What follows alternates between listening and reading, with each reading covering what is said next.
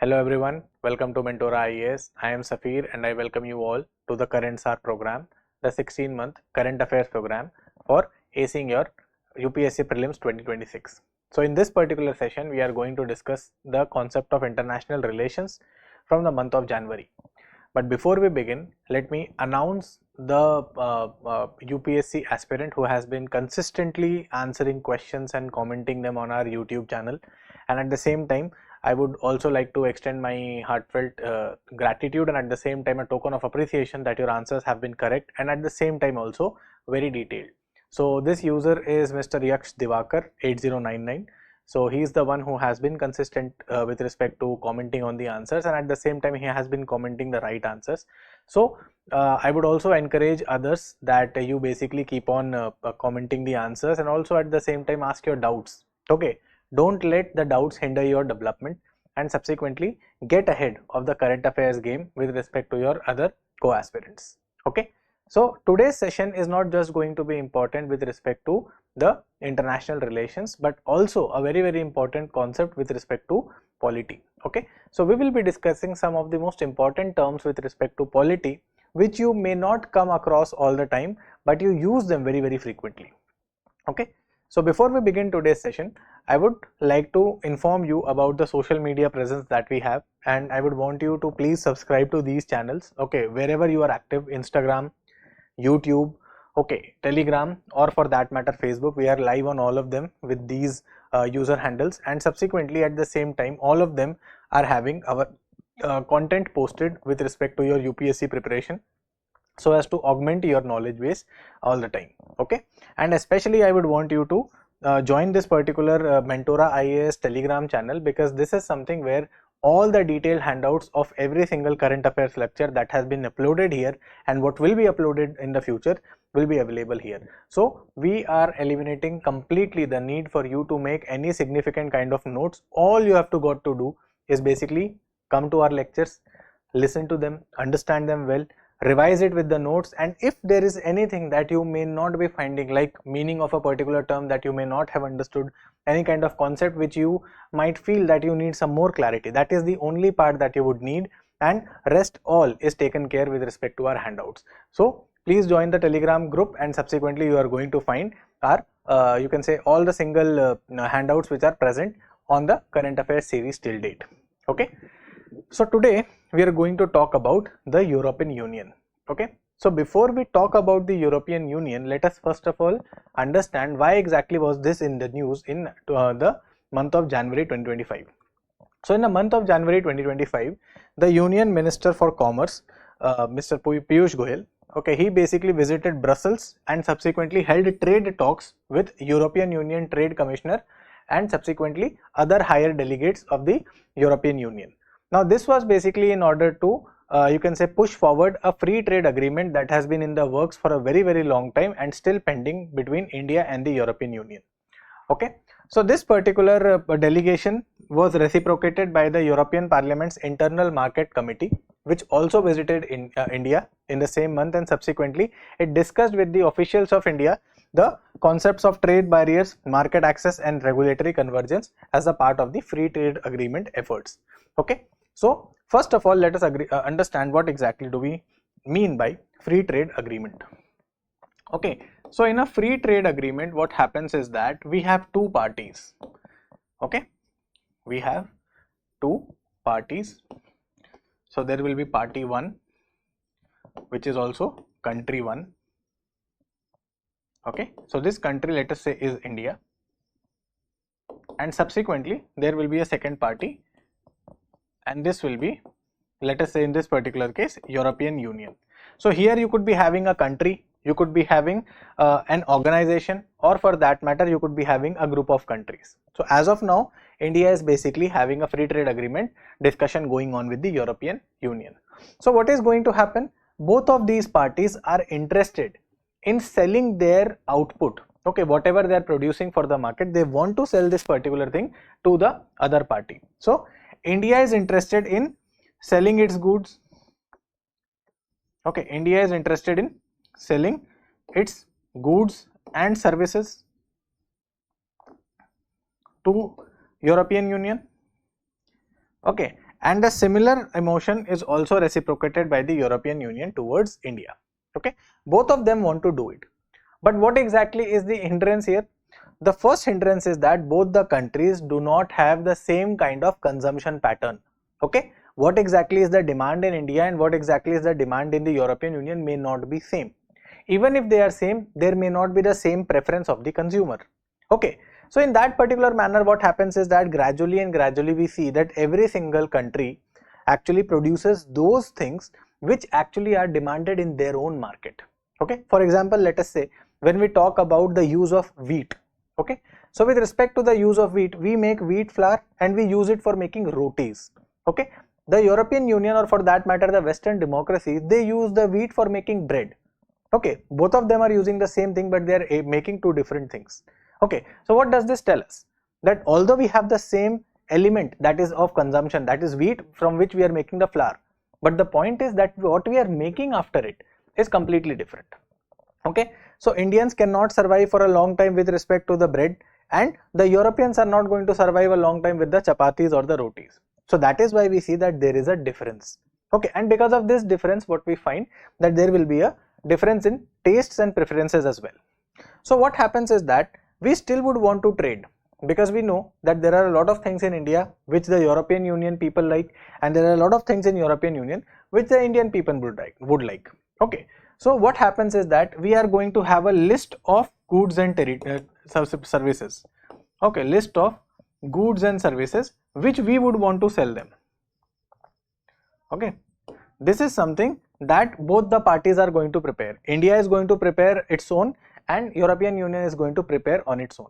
Now what is going to happen on this list of goods and services? There will be a negotiation. Okay, and this negotiation will basically be for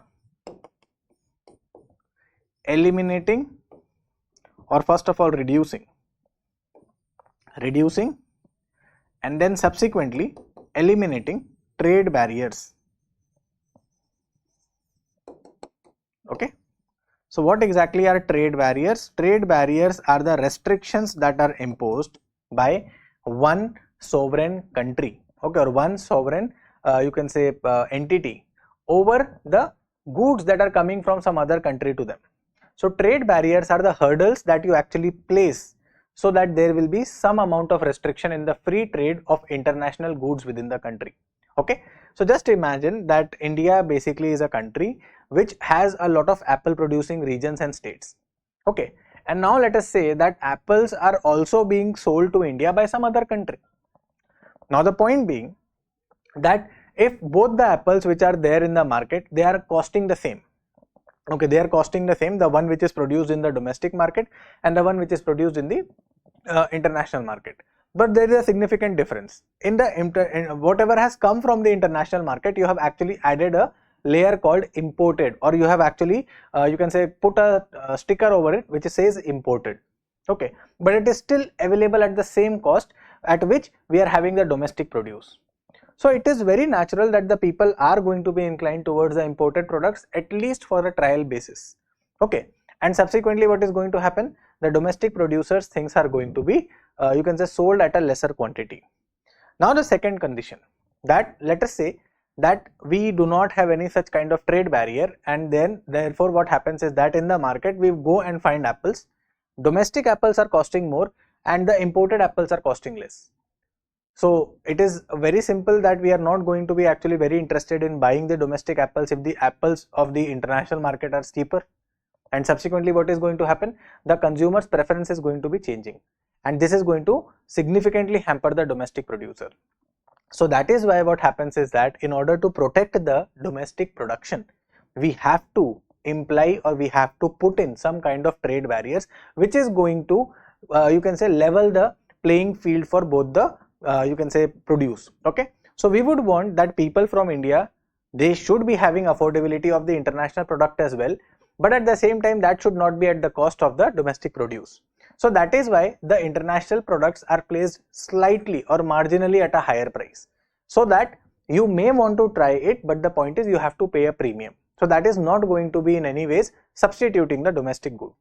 Okay, so in such a manner what happens is that this is what is called as trade barrier. Now trade barrier could be many kind. there could be you can say the imposition of customs. Okay, custom duty. Now custom duty is basically paid on every single article of import. Whenever a country is importing something from some outside country, they have to pay this custom duty because this is crossing a border. Okay, now subsequently it can also be of other kinds. There can be other kinds of restrictions as well, like phytosanitary restrictions. Okay, so phytosanitary restrictions. At the same time, there could be a cultural restriction as well, that what is produced in India or what is consumed in India is not what is consumed outside, or what is consumed outside is not consumed in India. Okay, so this is usually something that happens with respect to the products which are made out of you can say out of meat. So that is something which has got a different preference in India and for that matter outside India. Okay, so in that manner what happens is that we see there is a great amount of diversity with respect to the restrictions that could be put in. And subsequently what is going to happen, that the things that are going to come to India are going to be sold either at a higher price, or they are basically you can say present in the market in a lower supply. So in both the cases what is going to happen, this is going to have a higher price in the market. So that is why what happens is that whenever one country's produce is going to the other country and it is being sold at a higher price, so what is going to happen? Your exports are definitely going there, but they will always be at a lesser quantity. You will not be able to increase your export. So in such a situation, what do we want to do? We want to have some kinds of goods and services which is going to be mutually agreed between the two parties, and these are the ones on which we are going to have the trade barriers reduced. We are going to reduce the customs duty, we are going to reduce some other kind of restrictions so that they can be sold off easily and at a competitive price. Okay, so this is something that we talk with respect to free trade agreement. So free trade agreement is about reducing the trade barriers so that you can be trading the goods and services across the borders freely. Okay, so I hope this is something which is clear what exactly is a free trade agreement. Now free trade agreement basically is there with a lot of different countries of the world, and subsequently that is why we are also negotiating one with the European Union, because we would want to expand our export market as well. Okay, right now we basically have been investing heavily on the international north-south transport corridor. We have been facing a kind of very stiff tariffs from the USA. So we would want to diversify our market so that we are hedging the risk of being dependent upon one single country. Okay, because ultimately if the exports are going to be more, it is basically going to encourage the production in our home sector. So that is why it is very important that the export market always be growing and diversified. So that is basically one of the pathways of achieving it. Okay, so now let us understand what exactly is European Union. Okay, so European Union is basically a political and economic union of 27 states or 27 different countries who have come together and they have established some kind of economic union and some kind of political union. So such an organization is basically called a supranational organization. Okay, it's a supranational organization, which means that this particular organization is made out of sovereign states,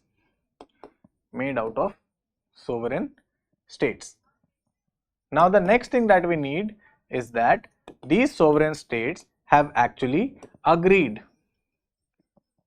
to pool or limit their sovereignty. Okay, limit their sovereignty on certain matters. Okay, and then subsequently what has happened, this sovereignty is something which has been given to a central body. Okay, and this body is basically what is known as the European Union. Okay, so what has happened in this particular case, that they have all come together because they are sovereign countries. So sovereign states or sovereign countries are basically those who have supreme decision making authority with respect to their own territory. Okay, so what kind of economic model they would be having, what kind of defense ties or defense policies they are going to happen, what exactly is going to be the currency, what exactly is going to be the foreign relations with other countries, these are the things they are having the decision with. Okay, so they are supreme in their own domain, but yes, there have been certain aspects on which they basically have come together, that in order to you can say mutually resolve a certain kind of common interest, or for that matter in order to boost their common interest, they basically have decided to pool or limit their sovereignty on certain matters and subsequently let a central authority decide what exactly should be the overall policy, and that is something which will be accepted by all the sovereign states. Okay, so that is basically what is the European Union. Now this European Union has basically come across with respect to an agreement. So it is basically the result of an agreement that is called as a Maastricht Agreement.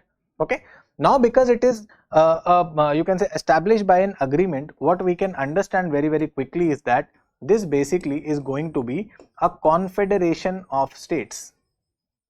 Okay, this will be a confederation of states. This means that the states have come together. States have come together on a treaty, or they have agreed to a treaty, and this treaty governs them all together. All of them are governed by this particular treaty. Okay, so that is why confederation of states. Apart from this, the other thing is that the states have the right to come out of the union. Okay, this is the next most important thing that we have to understand, that the states will also have the right to come out of the union. Why? Because you are signing an agreement, so this agreement also contains the terms in what ways can you come out of the European Union. And the best example of this is basically the Brexit.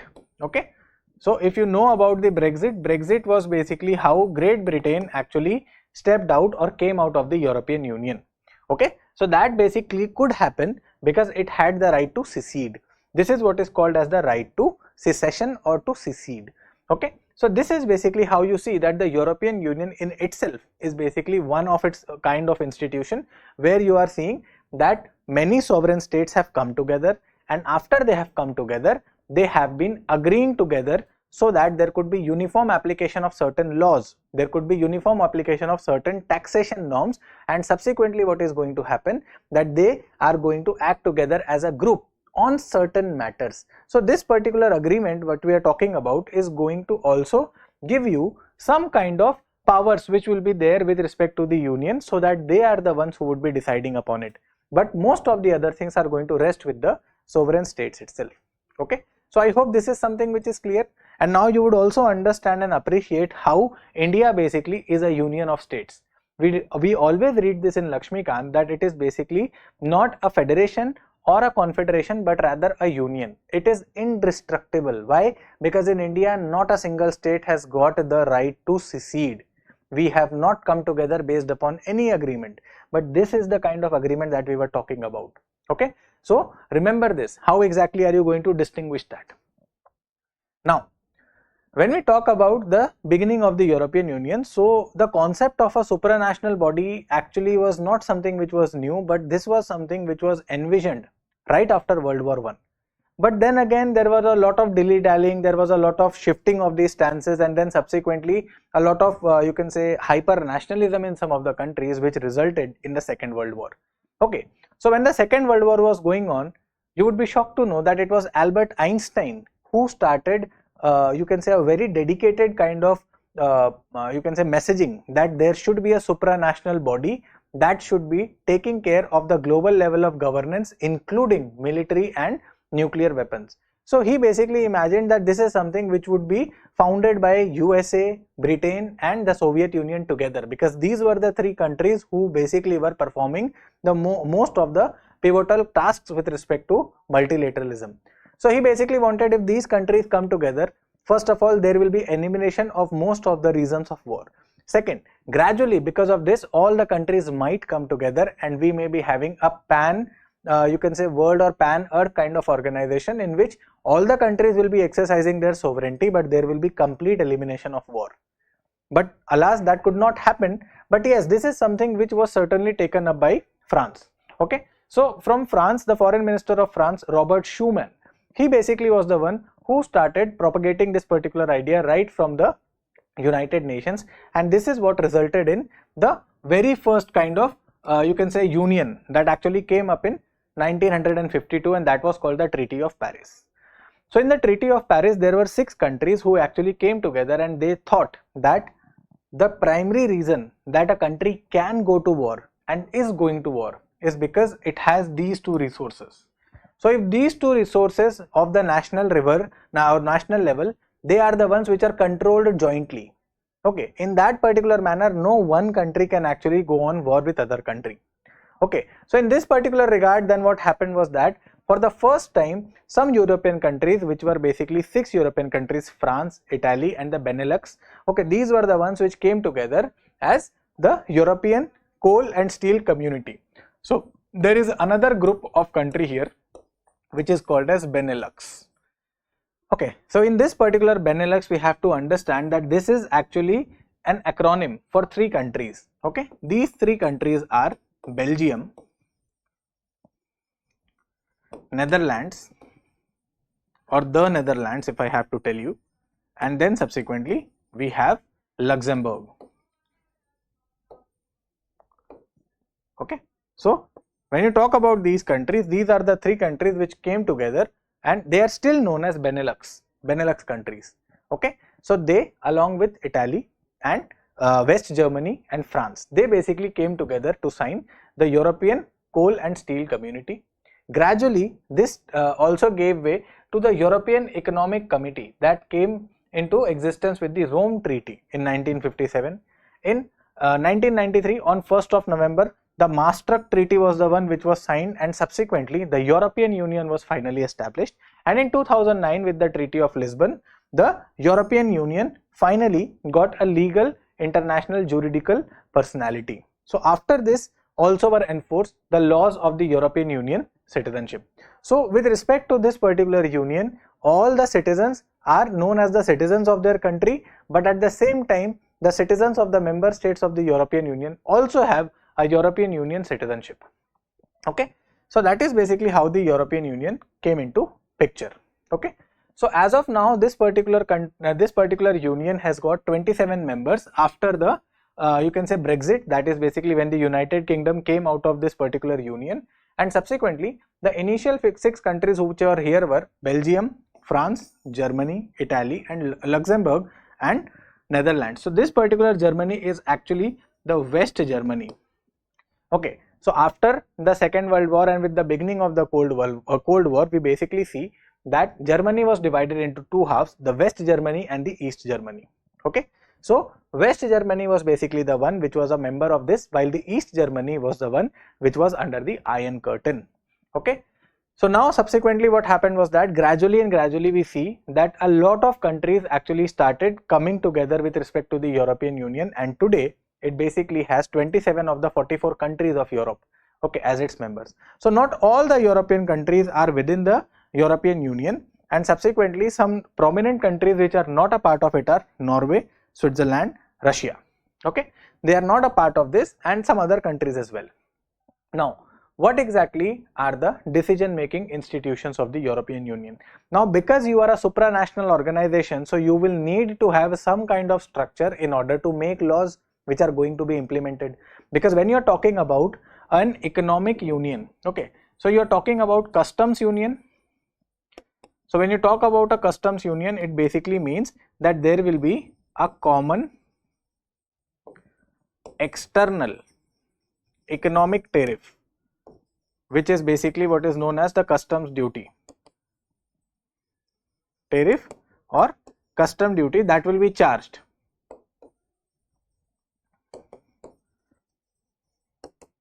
That will be charged when any foreign good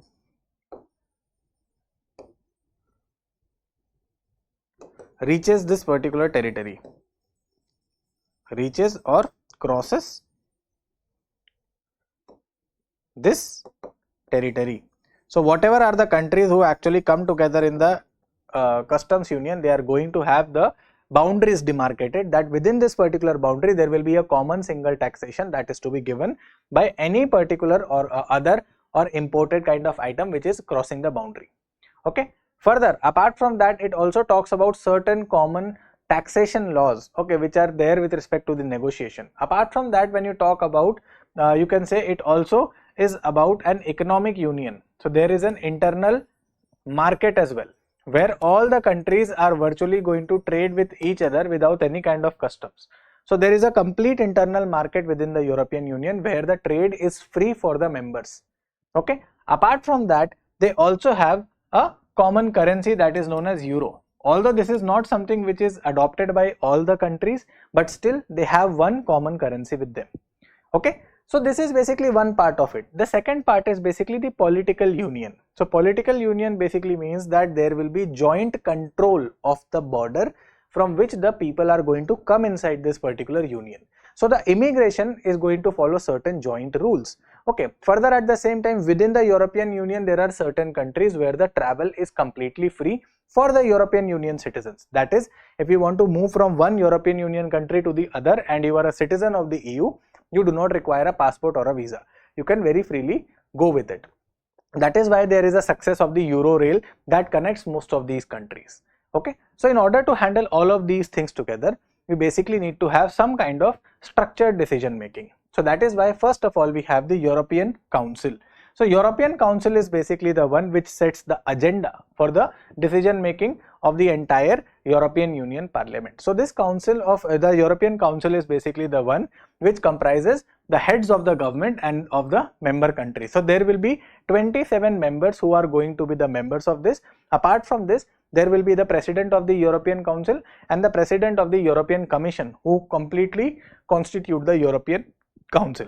Okay. Then we have the European Parliament.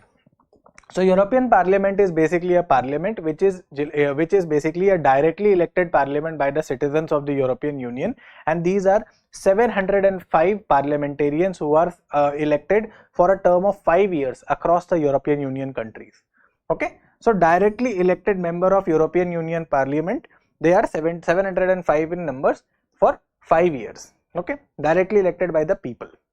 Then we have the European Commission. So European Commission is basically the one which is the executive body of the European Union. So the head of the European Commission, okay, the head of the President of the European Council, and all of these, the heads of government of the member countries, together they form the European Council.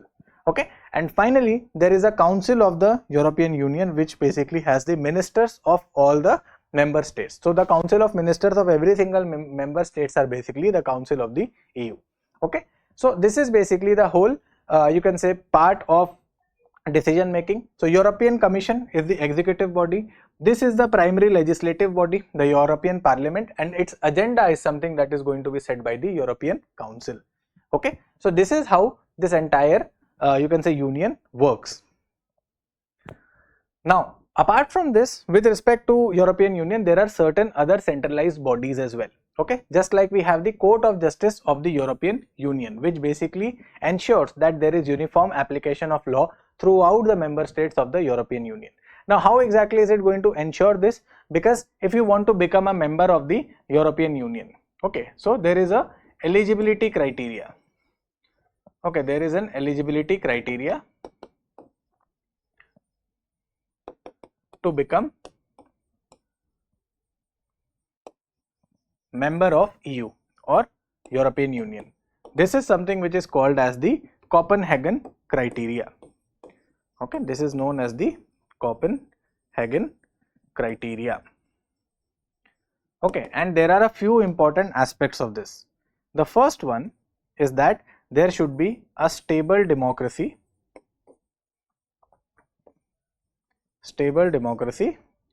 with rule of law. That's the first thing that needs to be there in a country. Okay, that the country should have a stable democracy. Only those countries which are a democracy and they have a respect for the rule of law, only they are the ones who can become a part of the European Union. The second thing which is there is that they should be having a functioning market economy.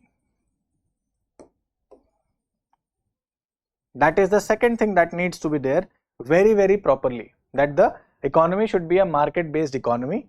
So here the competition will basically be decided, and you can say the competition is something which will be dependent upon the market forces. The third one is agreeing to implement obligations of the EU. Obligations of the European Union. So these are the three things that any country would need to do. But primarily out of this comes the rule of law, and with respect to the rule of law, the European Union is pretty straight with respect to the exact implementation of the human rights. There cannot be any kind of suppression of the human rights, and this is exactly what is watched over by the Court of Justice of the European Union. It is basically the one which looks over any kind of human right violation, and apart from that, all the common laws which have been deliberated and passed and adopted by the European Union, they should be fairly applied by each of the country. There should not be any kind of partial or, for that matter, insensitive kind of implementation of these laws. That is something which is seen by it. Then there are advisory committees of the European Union, like the Economic and Social Committee and other such committee, which basically has representation from other kinds of bodies. Then there is the European Central Bank. Now this is basically the bank which actually issues the euro, that is the currency, and at the same time it also sets the monetary policy of the nations which actually have the euro as their own currency. Okay. Then we have the European Investment Bank. Now this is basically the one which is the investment arm of the European Union, which actually invests in not only the European Union countries but also extends loan to other countries like India as well. So India is also a beneficiary of this particular development financial institution. Okay. Then there are agencies like Eurojust, that is the judicial cooperation. There is a law enforcement cooperation, that is Europol. We have Euratoms, okay, and Frontex, that is basically the border management. Okay. So when we talk about the European Central Bank, this is basically the European Central Bank, and its headquarter is at Frankfurt, Germany. So this is basically the central bank of the Eurozone country who have adopted euro as their national currency. Okay, so this is basically the currency that they have adopted. So they basically manage the monetary policy and issue the euro. So they basically have the objective of maintaining price stability throughout the Eurozone, and at the same time to help these countries who have actually adopted the you can say the euro as their currency, how exactly to help them tide over any kind of financial crisis and healthier fiscal management. That is what they do.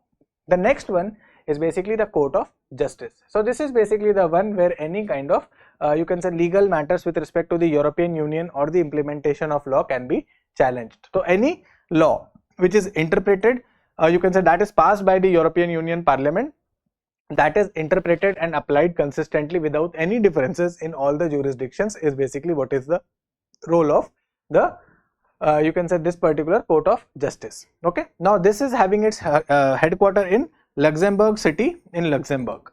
Okay. Now the point is that in this particular regard we have to understand that European Union and the Court of Justice, both of them work on subsidiarity. It basically means that the first kind of sovereignty lies with the state where the application is to be done. If they are unable to do it, okay, they have the inability to do it, then at that particular time it is the Court of Justice which is going to help them interpret and subsequently apply that particular law. Okay. So that is basically the international court, the Court of Justice of the European Union. Then we go to the Schengen area. So when you talk about the Schengen area, Schengen is basically a village in Luxembourg very famous for its wine. So this particular agreement is actually the agreement that actually allowed the countries to open up their borders for the European Union citizens. Okay. So it was signed in 1985 and it was enforced in 1995 after the coming up of the European Union. So it basically allows for free movement of people, and subsequently the people who are the European Union citizens do not need to carry their passport or apply for a visa for traveling to those countries which are under the Schengen zone. Now Schengen zone is not just the one which is covering the European Union, but there are other countries as well who have actually agreed to it.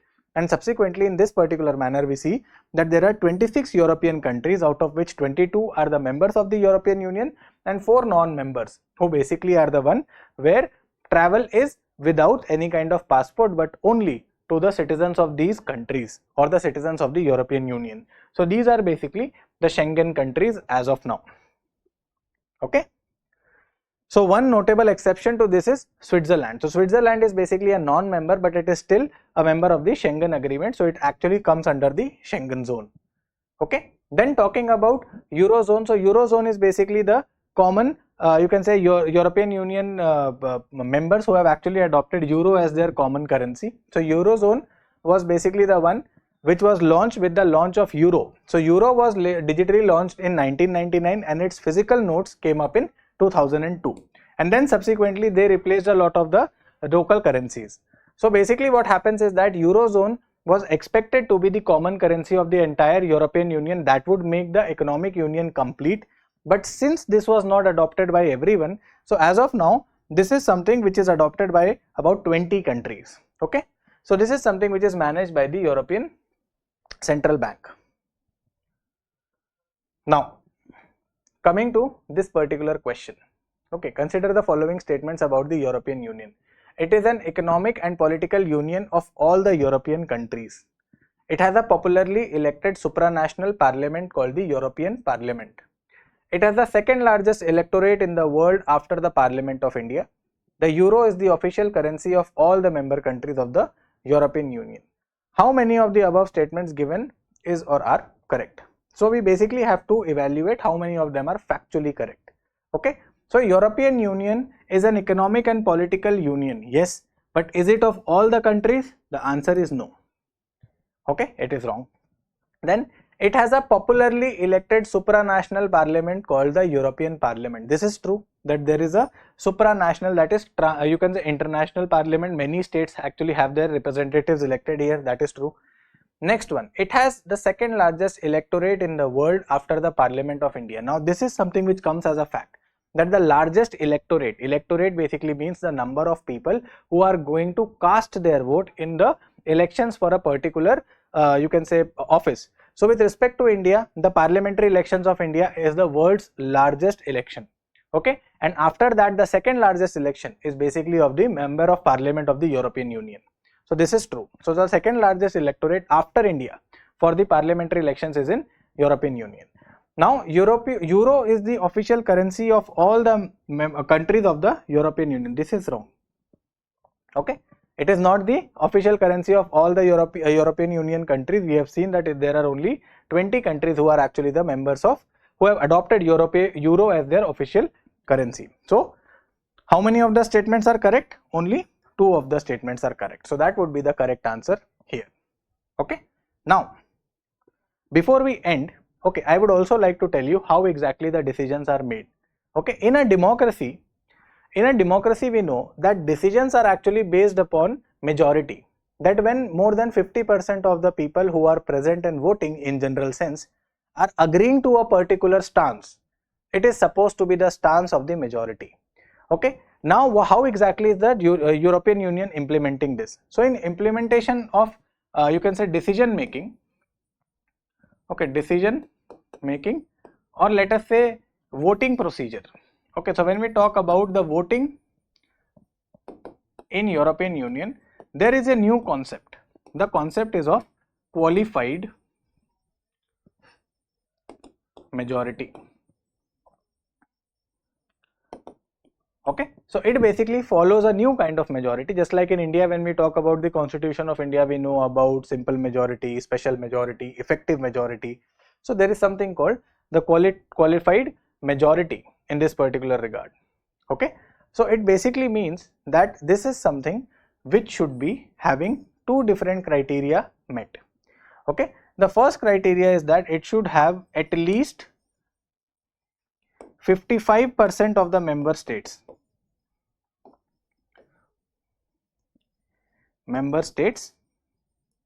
voting in favor.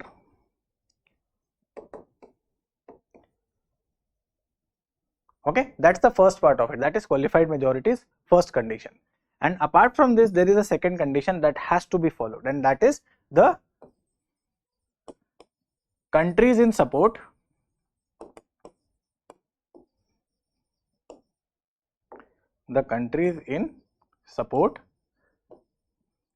must represent at least 65% of the population of the European Union. Okay, so these are the 2 things that need to be there. Okay, so with respect to you can say the 55% criteria. So there are 27 countries which are actually here. Okay, so out of these 27 countries, at least 15 countries must vote in favor of a particular proposal to be passed in the European Parliament, and apart from that, these 15 countries should be having the representation of at least 65% of the population of the European Union. So this is a new kind of majority that you usually do not you can say look at in other things.